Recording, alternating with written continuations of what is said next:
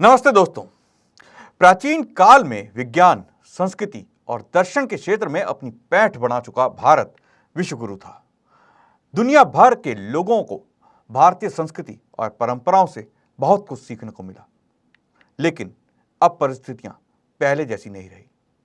लेकिन आज आलम यह है कि हम स्वयं ही अपनी मौलिक परंपराओं और मान्यताओं को दरकिनार कर पाश्चात्य रीति रिवाजों और उनकी जीवन शैली को अपनाते जा रहे हैं। दिल्ली, मुंबई जैसे बड़े महानगरों में शाम होते ही पबों के बाहर युवाओं की महफिलें लगनी आरंभ हो जाती हैं। लोग परिवारों के साथ पब में जाने लगे हैं। छोटे छोटे बच्चे उनके साथ होते हैं। आखिर आज हमारा समाज किस ओर जा रहा है?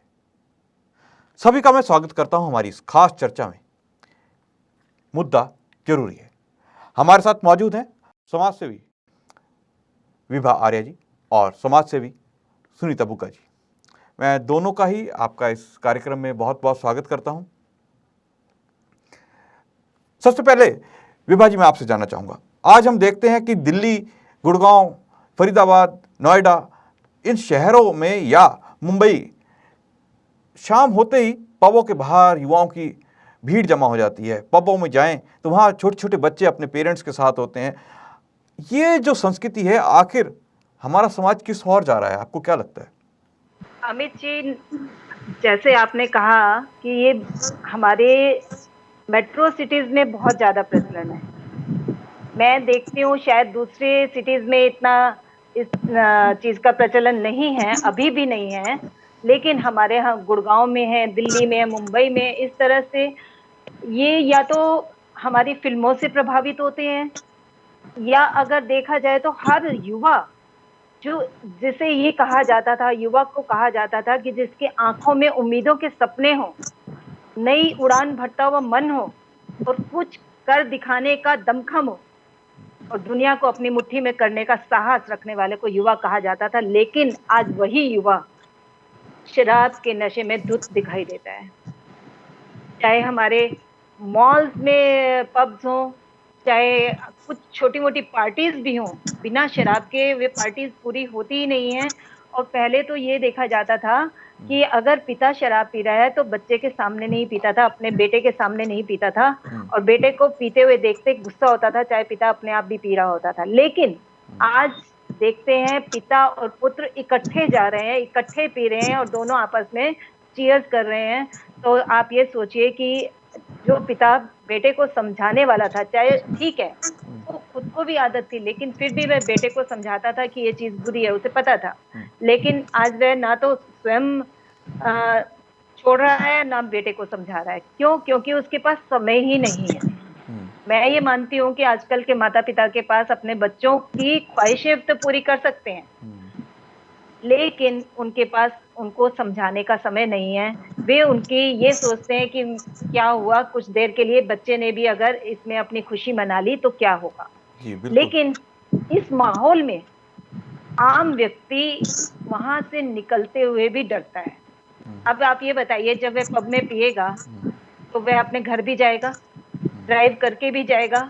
ड्राइव करने के लिए मना किया हुआ है कि शराब पीकर गाड़ी नहीं चलानी है, लेकिन वह शराब पीकर गाड़ी भी चलाएगा तो कितने एक्सीडेंट होने का खतरा है, ये सब हम मान सकते हैं। जी, आपने जो बात कही कि आज पिता पुत्र साथ बैठे हैं, लेकिन हम देखते हैं कि पिता पुत्र से भी एक कदम हम आगे बढ़ते हैं। कई जगह पे हमने देखा है कि माँ बेटी, पिता पुत्र चारों जने बैठे हैं और डिनर कर रहे हैं, साथ में ड्रिंक्स ले रहे हैं। तो इस तरह के हमें ऐसे दृश्य भी देखने को मिलते हैं। आधुनिकता की इस चकाचौंध में आज हम अपनी संस्कृति को दरकिनार कर चुके हैं। सुनीता जी, आपसे जानना चाहूँगा कि ये जो माहौल आप देखते हैं कि जहाँ पूरा का पूरा परिवार बैठ के ड्रिंक कर रहा है और उसके बाद वो वहाँ पे छोटे छोटे बच्चे भी होते हैं कई बार उनके साथ, तो आपको क्या लगता है कि आने वाले भविष्य पर इसका क्या असर पड़ेगा? कहाँ हमारा देश जा रहा है? हमारी संस्कृति का क्या होगा? अभी विभा जी ने जैसे बोला, आपने भी बोला कि ये युवा पीढ़ी कहाँ जा रही है और माता पिता परिवार सब इकट्ठे ही बैठकर ड्रिंक्स ले रहे हैं। तो मेरे विचार से, जो मेरे जीवन का अनुभव है, जो मैंने आंखों से भी देखा है, और इसको मैंने अनुभव भी किया है कि बहुत कुछ जो है वो माता निर्माता भवती पर टिकता है, बात टिकती है जाकर। हमारे शास्त्रों में जब कहा गया है कि 9 मास माता जो है गर्भ में बच्चे को रखती है और संस्कारित करती है, तो वो संस्कारित करना उसका पूरे जीवन भर चलता है, चाहे वो दूर ही रहती हो। जिस प्रकार की कछुए के लिए आता है कि कछुए की जो मादा कछुआ होती है वो समुद्र के दूसरे किनारे भी जाती है, परंतु अपने बच्चों का ध्यान रखती है। पर आज के पर्यवेक्ष में मैं ये देखती हूँ कि मुझे ऐसा लगता है कि ये जो है परमार्थ को छोड़कर लोगों ने अर्थ के पीछे ज्यादा अपना ध्यान दे दिया है और वैश्वीकरण हो गया है।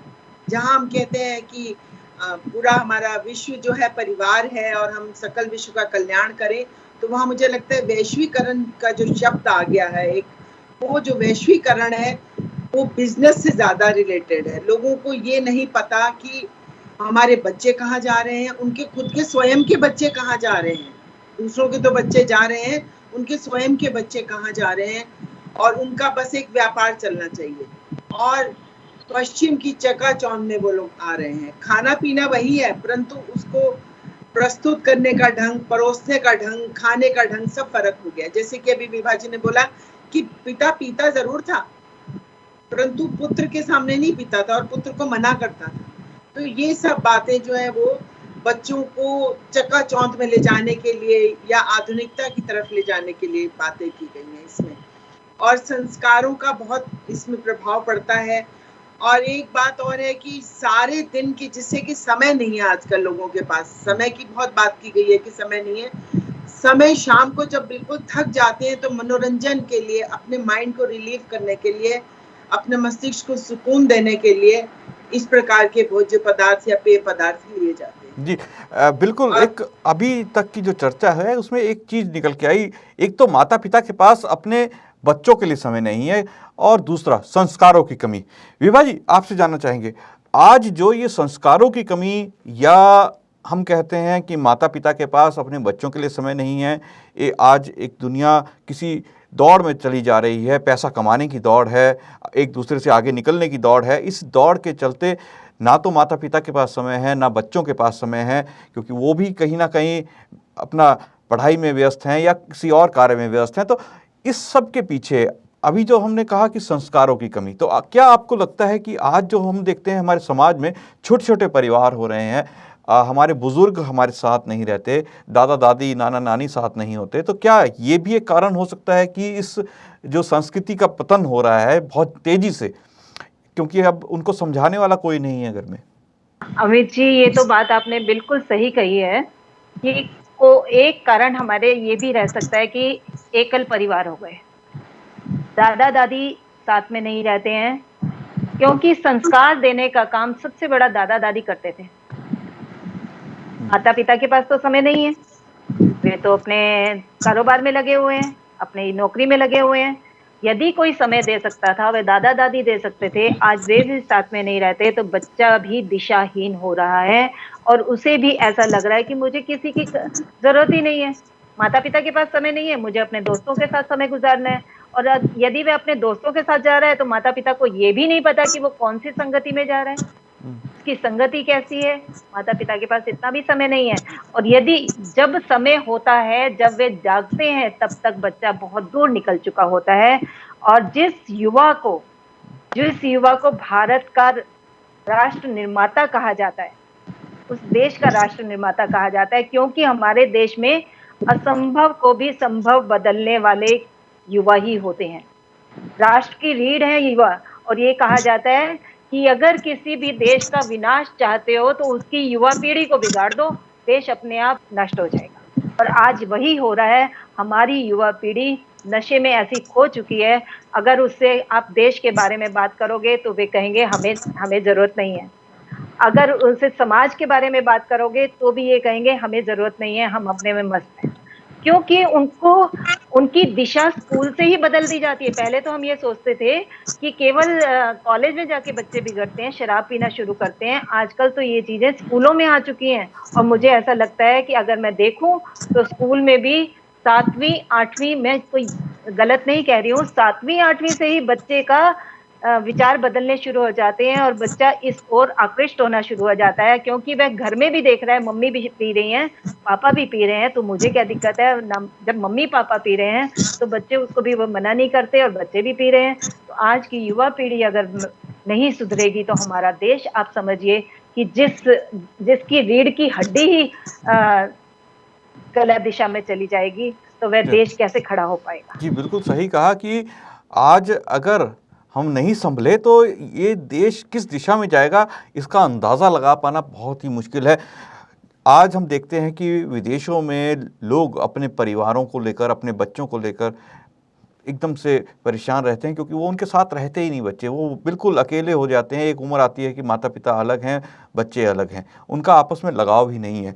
सुनीता जी, आपसे जानना चाहूँगा, आज शराब ही नहीं एक समस्या बड़े शहरों में, जब हम पब कल्चर की बात करते हैं तो वहाँ पर बहुत सारी ऐसी चीज़ें होती हैं, ड्रग्स होती हैं, या हम देखते हैं कि वहाँ पर नंगता का एक अलग ही नाच होता है, छोटे छोटे कपड़े, लड़के लड़कियां अलग ही किस्म के, और इसी के चलते धीरे धीरे आज हम देखते हैं लिव इन रिलेशनशिप जैसे शब्दों का इजाद भारत में हो गया है, वो भी आज एक हो गए। तो ये सब चीज़ें जो हैं एक जिसे कह लीजिए ओपननेस, आज़ादी की बात करते हैं कि ये सब आज़ादी है, हमें भी आज़ादी होनी चाहिए।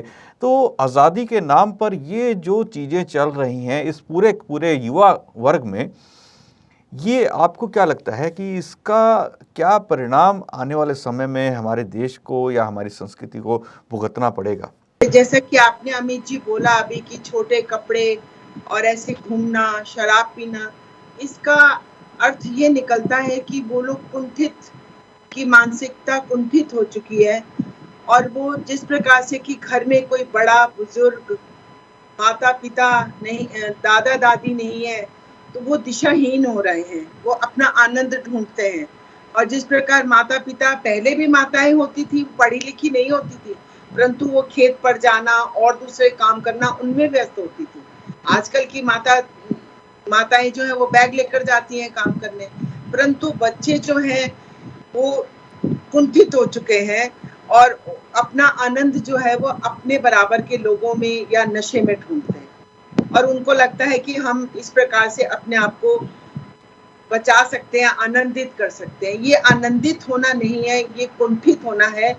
और मेरे विचार से कि साहित्य कला का जो हमारा स्तर गिर गया है, साहित्य का, कला साहित्य पता ही नहीं है। बच्चों ने कंप्यूटर पढ़ना है, मॉडर्न साइंसेस पढ़नी है, वो सब पढ़ना है।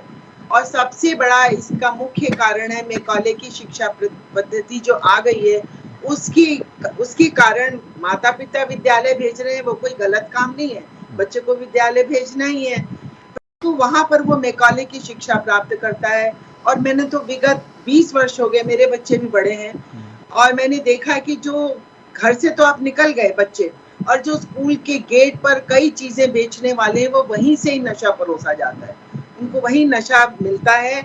और एक बात और है कि उनको भाषा, संस्कृति, इस सब का कोई ज्ञान नहीं है। पहले क्या होता था, हमारे लोकगीत होते थे, हमारी लोक भाषाएं होती थी, हम लोग दादी, नानी, बुआ, आस पड़ोस की जो अब आजकल आंटी, मिस, मैडम बोलते हैं, आस पड़ोस के भी जो होते थे वो भी दीदी, बहन जी या मौसी, चाची, हम लोग किस प्रकार से संबोधन करते थे जी। और सबसे बड़ी बात है कि बच्चों से अगर पूछा जाए तो बच्चों को पिक्चर याद है, फिल्म स्टार्स के नाम छोटे छोटे लोग बच्चों को याद है, परंतु उनको वेद के मंत्र, गीता या कोई अच्छी कहानियां कुछ नहीं पता। आज के संदर्भ में मैं ये भी कहूंगी कि यदि हम देखते हैं कि छोटे छोटे, हम कई जगह देखते हैं पत्थर लग गए, वहीं पे पूजा शुरू हो गई जी, बिल्कुल।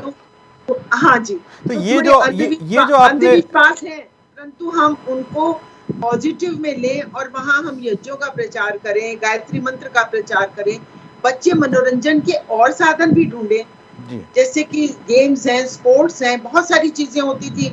मैं तो विगत कुछ वर्षों से देख रही हूँ, आप तो छोटे होंगे, कि मैं बहुत वर्षों से देख रही हूँ कि हमारी बहुत अच्छी अच्छी बॉलीवुड की फिल्म्स बंद हो गई हैं। तो ये जो आपने अभी बात कही बॉलीवुड की फिल्म्स की, तो इस में हम ये एक चीज ये भी देखते हैं कि कहीं ना कहीं ये जो फिल्में हैं, फिल्में एक आधुनिकता की बात करती हैं। आप दोनों महिलाएं हमारे साथ मौजूद हैं। जब हम बात करते हैं कि आधुनिकता की या इस पब कल्चर की, तो लड़के तो जो भी गलत कार्य कर ही रहे हैं और आए दिन हमें बहुत सारी ऐसी घटनाएं सुनने को मिलती हैं जहां लड़कियों के साथ दुर्व्यवहार किया जाता है। लेकिन फिर भी हम देखते हैं कि इन पब्स में लड़कियां उतनी ही होती हैं जितने की लड़के, और वो भी सेम उसी तरह से सब कुछ ड्रिंक्स ले रहे हैं और सब कुछ अपना सिगरेट स्मोक कर रहे हैं। तो ये सब चीज़ें हम देखते हैं आमतौर पे।